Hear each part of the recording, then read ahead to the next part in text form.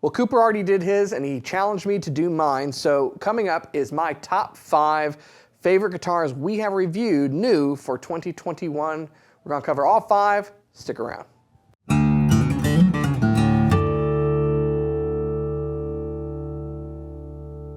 Hey, you're watching Alamo Music TV. My name is Chris McKee with Alamo Music Center in San Antonio, Texas. You can find us online at alamomusic.com. If you're new to the channel, make sure to subscribe, turn on notifications, and like our videos. If you'd like to support the channel, visit our spring store link below for our custom designed t-shirts like this one. So 2021 has been kind of an odd year, continuing from the 2020 pandemic issues. We've seen all sorts of problems, dealing with supply constraints in all sorts of industries, and guitar has been one of them. Despite this, some manufacturers have still been able to put out some new models. And as we've gotten those into our grubby little hands, we have reviewed them for you. Today, I want to cover the top 5 favorites of mine that we have reviewed. Now, in no particular order, we're going to go over these, so it's not 5 worst to the best, but these are definitely my favorites so far. Now, I will say that there's some outliers that I'll cover at the end of the video that just barely miss making this list.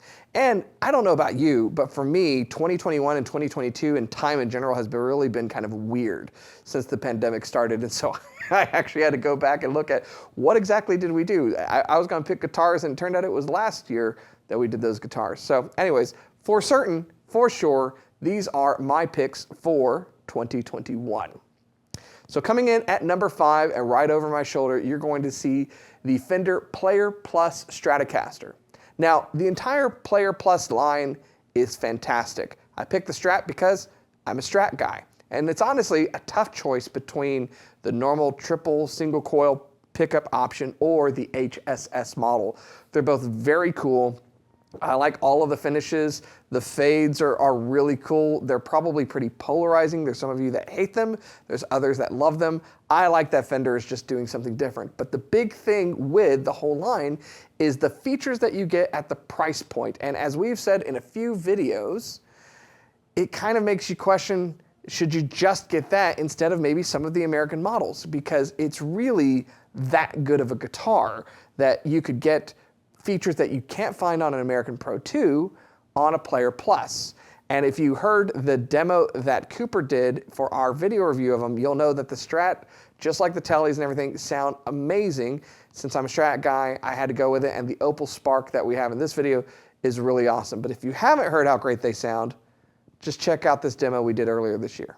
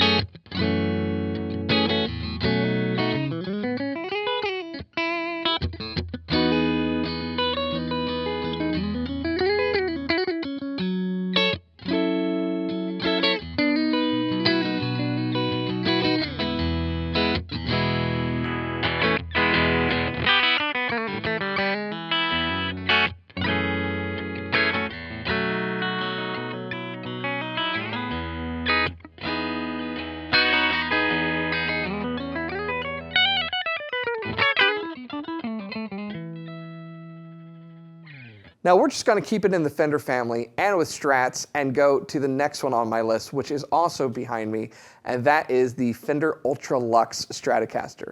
Now the line is ultra luxurious, which is what they're going for.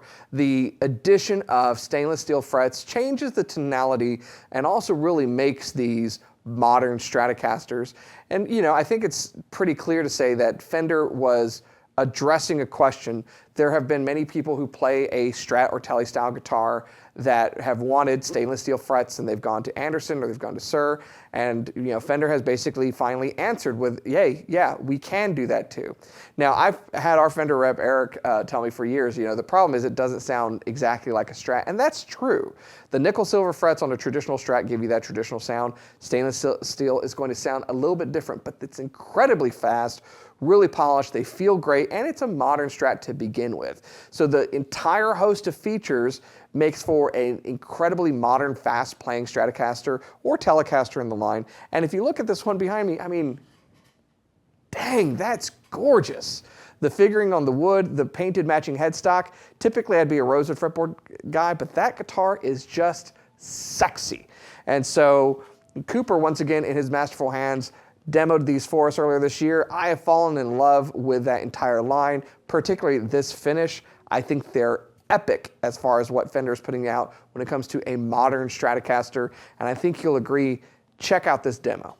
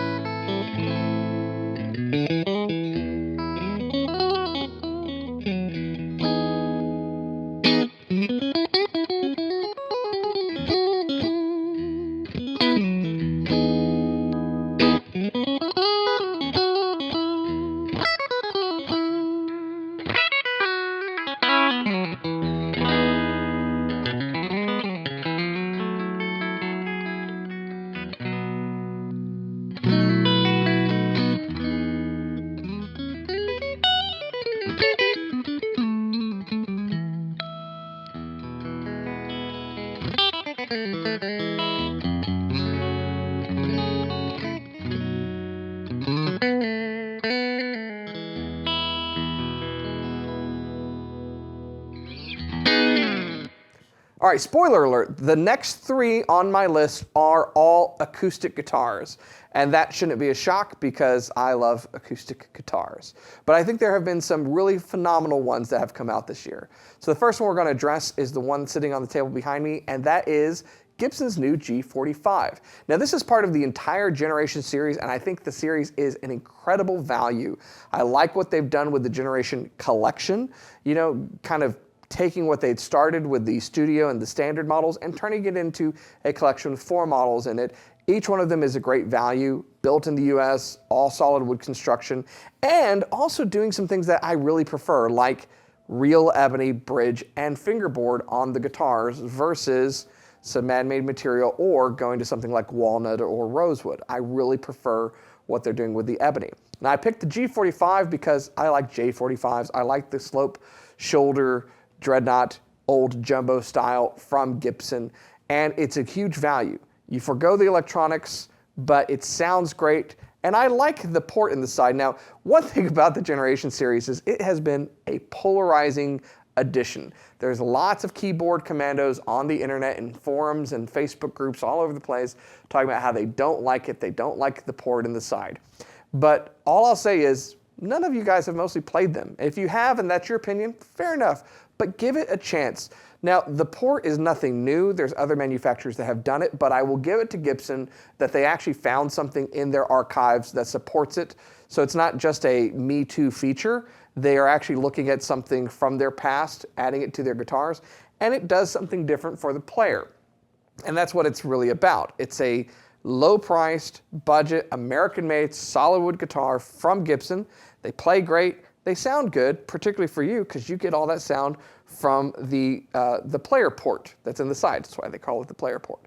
So I'm a big fan of trying to find a good guitar that is a good value, and I think these really check off a lot of the boxes. So if you haven't had a chance to, definitely try to get into a store and play one of the 4 bodies.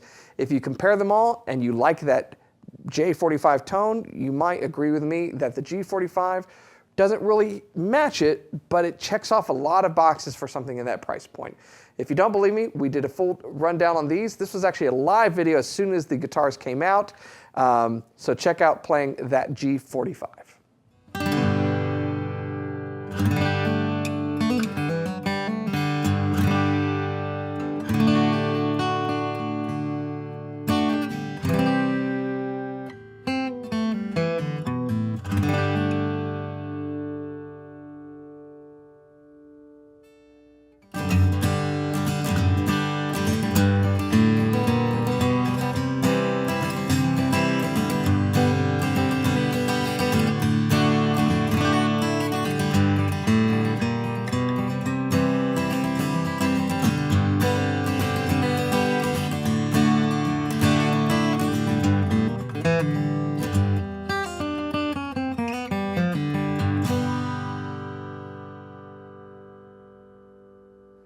All right, so our next one on the list is actually a guitar that I believe Cooper added on his list too, and we're a little partial to it, I'm going to admit, but it is Alamo Exclusive 814 CE.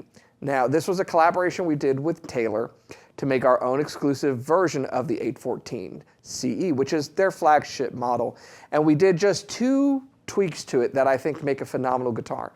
The first thing that we did was we changed the fretboard inlay, going back to the original 800 series split progressive diamond inlay that the current 800 series harkens back to anyway. And so it's a really subtle change and a nod to the past that at first blush someone could easily miss, and I kind of like that about it. It's not in your face, it's subtle, but it's meaningful. We want to pay respects to the history of where the 814 came from, even though from a design standpoint, it's light years ahead of where those guitars were with the build, the construction, and the design.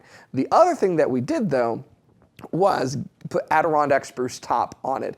And I've said it was the first Adirondack spruce V-class Taylor that I played. If you're not familiar with what that is, that's the V-shaped bracing pattern that is in Taylor guitars that Andy Powers came up with. And we've had a lot of guitars come out from Taylor, Sitka spruce, Lutz spruce, mahogany, top, koa, cedar, that have V-class bracing, but I had not played a single Adirondack spruce one, and brainstorming with our rep, I believe we came to the consensus that outside of maybe a handful of custom guitars, there weren't any out there. And oh my gosh, like Adirondack spruce is this great springy, lively, loud species of spruce that really makes for a cannon on a guitar. But I will say that typically it needs some play-in time. A lot of times when you buy or grab a brand new guitar freshly made with Adirondack spruce, it's a little stiff and it takes some time to open up and really kind of come into its own. That was not the case with these. My experience on every single one we got, everyone who came in and played one, some of our best friends and customers, all agreed there was no play-in needed. And maybe it's because of the bracing, and I think it is. These guitars were just stellar right out of the box. They're a great combination. We've sold out, we have more coming, and it was definitely, despite not being widespread and exclusive only to us, one of the favorite guitars I played all year long. Check out this demo of me playing it here.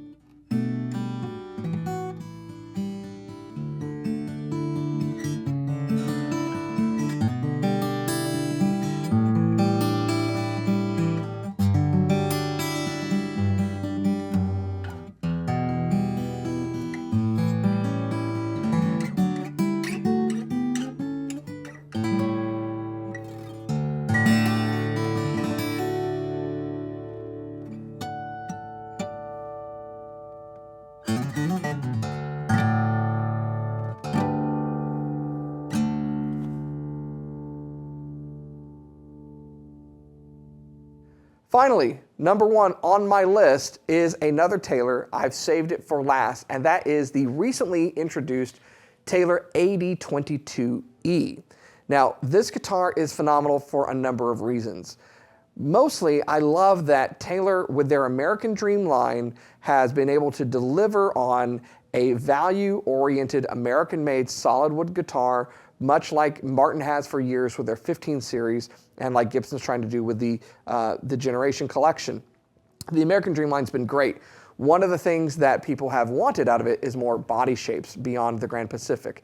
And Taylor's answered that with their first grand concert version in that lineup. And what an addition. The mahogany top just sounds so fantastic, coupled with the Sapele back sides, or is it Urban Ash back sides? We got confused when we were doing the video, and now I don't remember now. But I love the look of it, the aesthetic of it. We even compared it to a 0015M from Martin, and it compared very favorably. In some ways, it had more warmth than the Martin, which was kind of shocking. You know, if you follow the Martin-Taylor debate, which is kind of ridiculous, it really did not have the brightness that you would expect. It was so warm and welcoming. I love the aesthetics. I love the feel of it. I love the price point. There's just a lot going on in that whole line, and the AD22e, I think, really shines to demonstrate what Taylor's doing with that American Dream line. So I absolutely love it. See for yourself.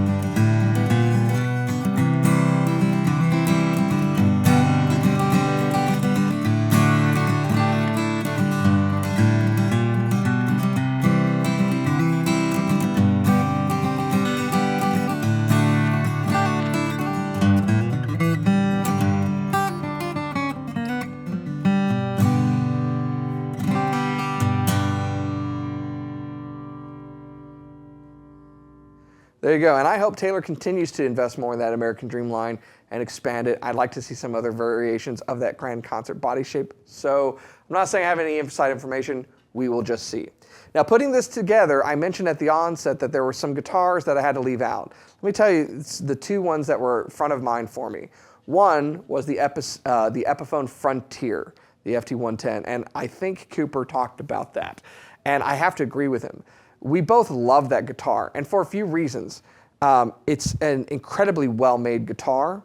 The aesthetics are awesome, just cool country cowboy aesthetics with that cactus pickguard. I prefer it in the burst. I think it just works with that guitar. And I love that it's an original Epiphone design being made in the US, once again by Gibson. And I like what it holds for, maybe as a promise for the future. What I'd like to see is Gibson get Epiphone back to where it was in the 60s, where they were making Epiphone models in the US Gibson factories. I think Epiphone has a host of original designs and models that are fantastic.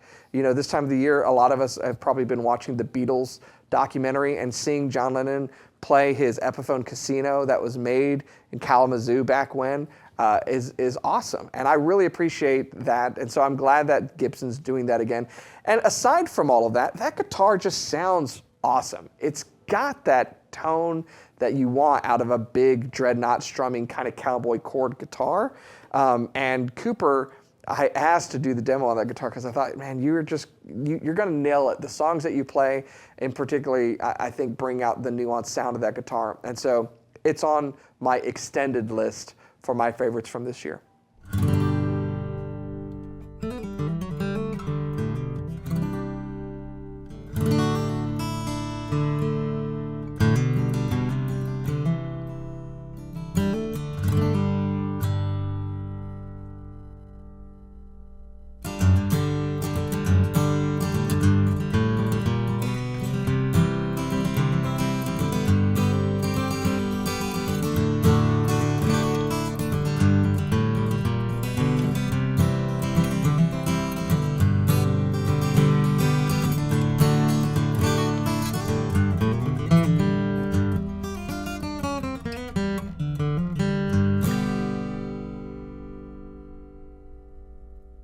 The last one that I'll mention as a guitar that I kind of wanted to put on this list was the Taylor GTK21e. The GT model, or the body shape, I think is one of the funnest guitars I've played in a long time. I love the feel of it. I love the kind of Goldilocks aspects of that guitar. And I'm a big fan of Koa. So the normal GT I really want. I think I said when we first did that video that Taylor sent me one. It was in the middle of the pandemic, and they shipped it to my house, and I got to hold on to that for a few months and started to hope that they'd forgotten that they sent it to me. But they remembered eventually, and I really want another one of those guitars. The only thing that made the GT better was going upscale with a GT811. And then the GTK21 came out at the very beginning of this year, and just an awesome little Koa guitar. And what's great about that is Koa opens up. I'm excited to play one that's been played on for a few years and see, really how that develops. It's got the looks, the aesthetic, and just a feel that's very unique to that model. And so definitely high on my list of introductions for 2021.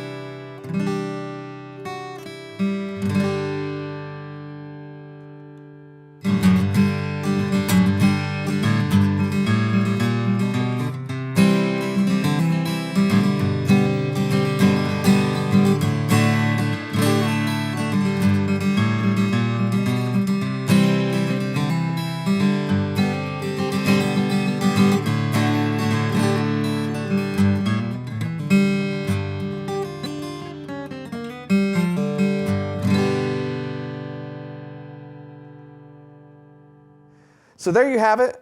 That's my top 5 and then some for guitars we reviewed that were new for this year. And I'm excited for what's coming this next year. I think we're not out of the woods yet. There's still going to be a lot of weirdness, but I know that there's manufacturers working on things. I know of some things that are already in the works that I can't tell you about, and I'm really excited. I can be bribed. I'm looking for an ES335. So if you give me an ES335, I'll tell you what I know. But there's a lot of new stuff coming, and I'm excited to see where we are this time next year talking about all of the awesome things that have been coming out. And if you want to know what that stuff is, make sure that you subscribe to the channel, because as soon as it comes in, we'll be reviewing it for you to help you find the very best guitar in the world, because the best guitar in the world is the one that you're playing. That's what we're all about here. So if you're new to the channel, make sure you're subscribed. We are so close to 100,000 subscribers, we can taste it. So will you be the one to push us over the top? I hope so. I'm asking you please to do so. Hit subscribe, hit like, leave a comment below. What were the best guitars you played this year, whether new or maybe the first time you've played one?